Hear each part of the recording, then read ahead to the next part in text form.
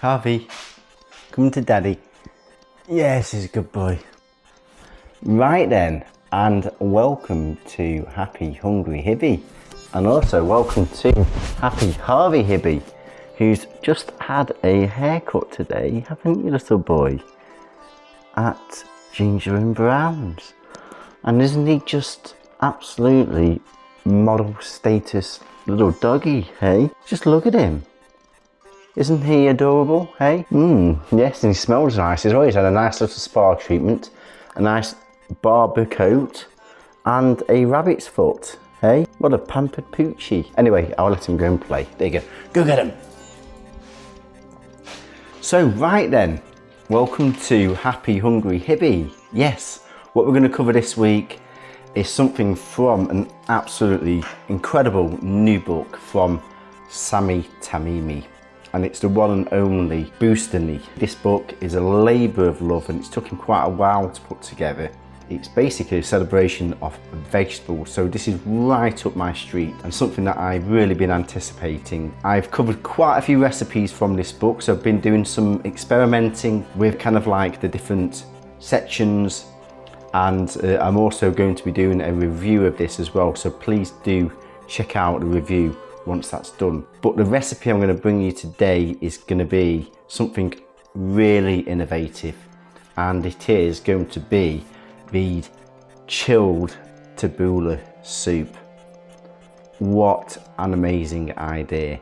So if you really do want to know what tabbouleh is, it is a Middle Eastern dish, and it's got many variations across those regions, whether it be Palestine or Lebanon, many different variations. And I have actually covered a recipe from the wonderful Jerusalem cookbook, which was a collaboration between Yotam Ottolenghi and Sami Tamimi. It's an absolutely amazing book. Do check out the review for that book as well. I've also done a review, and it is a timeless classic, that book. It's absolutely incredible. And that recipe also covers the Palestine version of that, which is predominantly parsley. So a lot of these tabbouleh recipes that you do buy in the supermarkets is in fact very minimum amounts of herbs, and actually it's not a true representation of that, although it is an element of being a tabbouleh.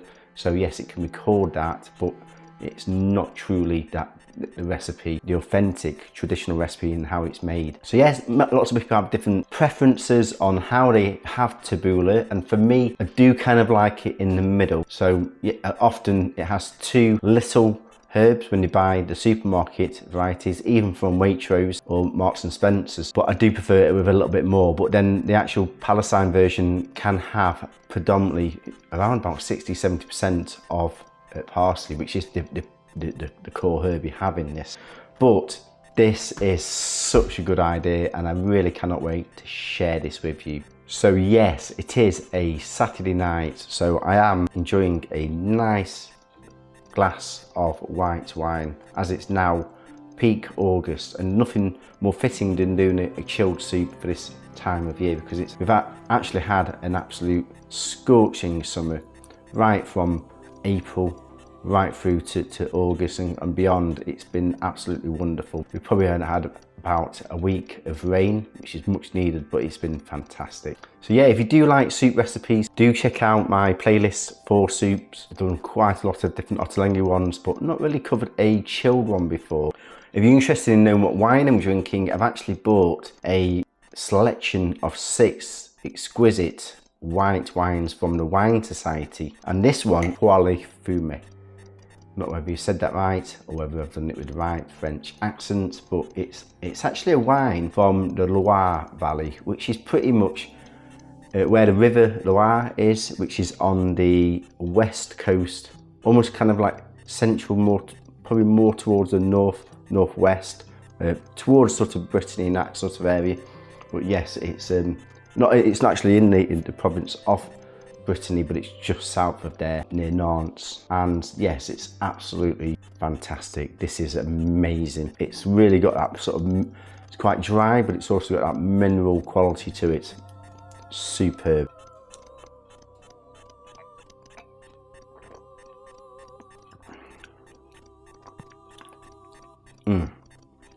Very nice. and not too easy drinking, which is just nice because, you know, I know it's warm, but it's just got that lovely sort of citrus notes as well. So yes, back to the recipe. The ingredients you need for this, and I am going to put the ingredients list down below here with the quantities in both metrics for UK and US, global metric. So first of all, you need your bulgur wheat. Of course, the tabbouleh is not a tabbouleh without bulgur wheat. Yes, you don't need as much because it's going to be a soup, but this is the main staple and also gives that lovely texture. Second is, and I'm going to go with the herbs, so your fresh parsley, also some fresh mint, and then tomatoes. So yes, I'm going to use some really good quality vine tomatoes, which are really ripe. I'm actually splitting my tomatoes with some fresh, but then also some processed. I'm using some really good quality passata, which is from the Pomodoro Italiano tomatoes. And then 2 different varieties of red peppers, the traditional, but then also Romano, which is much more depth in flavour. It's really good. Then some spring onions, also a red onion, of course a lemon. Also you could use preserved lemon, which would be really good, but you need the juice from this. Maybe also some of the zest. Garlic, also some cucumber, which you're going to use as a garnish. And then the final 3 spices are, I'm using some really good quality Spanish paprika. And then the 2 core spices to make tabbouleh is, of course, your ground cinnamon and also allspice, essential for tabbouleh. So there are your ingredients. Let's get going.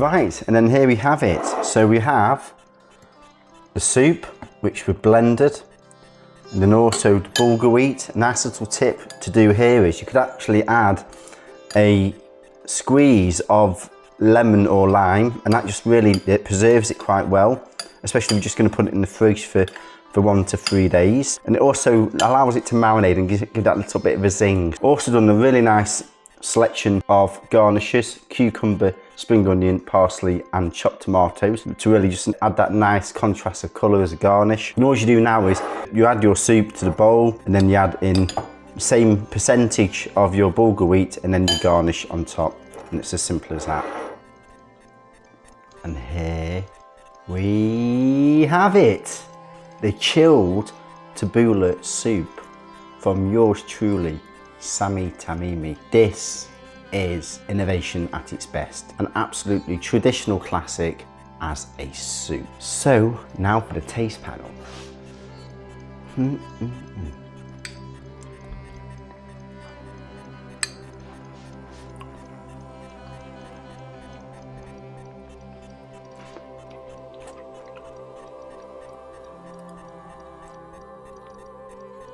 That is incredible. That is absolutely 10 out of 10.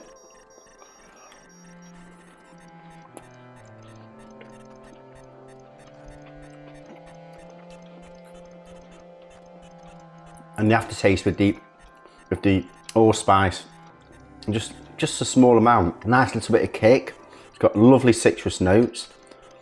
The garnish complements it, just adds a little bit of texture as well.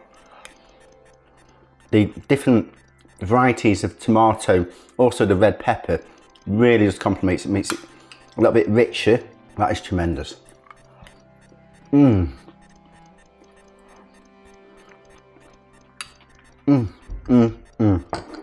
That is sensational.